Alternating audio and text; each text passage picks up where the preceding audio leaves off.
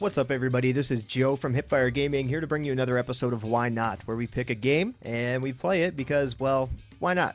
This week I've selected Insurgency, and this is something that I actually was inspired to pick up by TB, Total Biscuit, for those familiar. I will be linking the video in the description below. Alright, so this is Insurgency. Insurgency is a indie title using the Source engine, first-person shooter, very, very tactical in its approach, and I gotta tell you, I really do appreciate it. Title screen is very, very straightforward. Play now, training, options, and quit. Options include things such as FOV and raw mouse input and mouse acceleration, the basics. All the settings I've found so far have been right where they need to be, so nothing you really need to tweak too much. Maybe the FOV. A game like this takes great steps to kind of pump up the realism without going real overboard and making it a bit too daunting with a game like Arma 3, for instance. Arma 2 was one I got into, but it is fairly daunting just jumping in.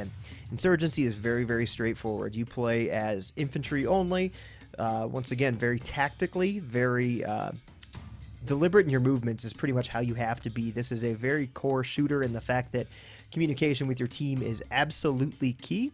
You may see me playing a little bit with bots, as well as I jump into a game with a couple of guys that do a very, very good job of keeping the team together.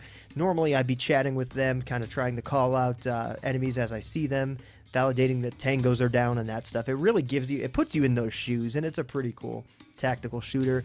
Very glad I picked it up. It's only running $15, so it's not too much of a risk at this point. I would tell anybody that is a fan of military shooters like me, regardless of if it is something like Battlefield or Call of Duty, just kind of like gunplay in general. This is a very, very cool title, very, very different than what you may be expecting or have played in the past. Cool touches are things like smoke propagation is great. The more an enemy shoots or you shoot, you kick up more and more dust to kind of mask things, and it really adds to the confusion and the stress of the environment. Stress is one thing I kept coming back to, is that it is a very stressful title. It makes you kind of think more about how you're going to move into the next area. It could just be around a corner, but you really start pieing off sections of wall and rely on your teammates to cover their corner. So awesome game, very, very fun so far. I gotta tell you, I had a blast with it. There were a couple issues here and there. What I did notice one time or another is a gun floating in the middle of the screen, AI teammates running right into the ladders and things like that. But honestly, with a game like this, you're honestly not going to want to play against the AI too often. Maybe every once in a while for a co-op, turkey shoot or something like that. But the core fun is playing against other people and playing with other people. Co-op was fun in the limited time that I played, and it was really a blast, honestly. This is one of my favorite parts of the video by far, where a teammate can't figure out how to get over a slanted handrail, so begins jumping and jumping and jumping and jumping, and then turning as quick as possible. I promise you, I am not accelerating the video, he's just freaking out.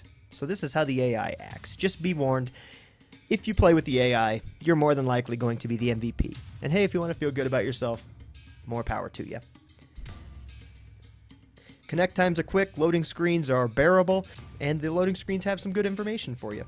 Now, Insurgency is not going to win any awards for customization in the way of weapons. I do wish there was a bit more, maybe even something as simple as painting the guns, and different sights might be nice. The system that they use is called supply, and you essentially get a certain amount of points to pop on your gun, different sights, foregrips, silencers, heavy barrels, and other things, flashlights, red dots. So it is a fairly deep system, but it is not by far going to rival anything like Battlefield in the way of how many guns are unlockable just yet. It remains to be seen if Insurgency's developers will reveal more content and customization for the weapons. Once you jump in the menu, you're going to see a couple game modes. Firefight, capturing all the objectives or eliminating the enemy team. You basically get reinforcements whenever you do capture a objective. Search and destroy, destroying the enemy's weapon caches and preventing them from destroying your own will ensure victory. VIP escort, successfully escort the VIP to extraction point or eliminate the VIP. The VIP is actually a human-controlled character with a pistol, so that's a nice touch, being that the VIP is not completely defenseless. Now, these are all tactical operations, which are, quote, strategic match play with objective-based spawning. If we check out sustained combat, you've got frontline warfare, where players must rely on numbers. You've got push, where attackers must capture points and push back enemies, gaining time for each point captured. Sounds quite a bit familiar to Battlefield fans of Rush. Skirmish, which is controlling all territories and destroy the enemy's cache, or simply eliminate all of the enemy team. A little bit of a mutt of game types, but cool nonetheless. Strike, destroy the enemy's weapon caches or prevent the enemy team from destroying your own weapon cache. And there's the always fun cooperative versus AI. I say always fun because it isn't necessarily fun for you playing alongside the AI, but it is fun to just find some bullet sponges and load into them. While Insurgency is definitely unforgiving in its damage model, it's not to the point that it makes it so difficult or frustrating that you don't want to play. I found myself wanting to get back into game after game after game and really had a good time. Game ran just fine on my AMD FX 8320 with a Radeon 7770, so not the most intensive builds, but it ran very, very well.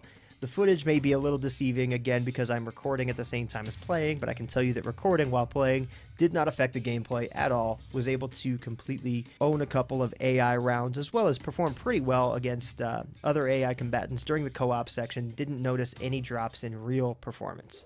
Alright, that'll wrap it up for this edition of Why Not, where we take a game, could be early access, could be beta, could be full-fledged release, and we just take a quick look at it, let you know what we think, and if it's a good pickup. If you have suggestions for us to try out on Why Not, we're always open to it, so feel free to leave a comment down here below, like the video, subscribe to the channel, and until next time when we ask the question, why not?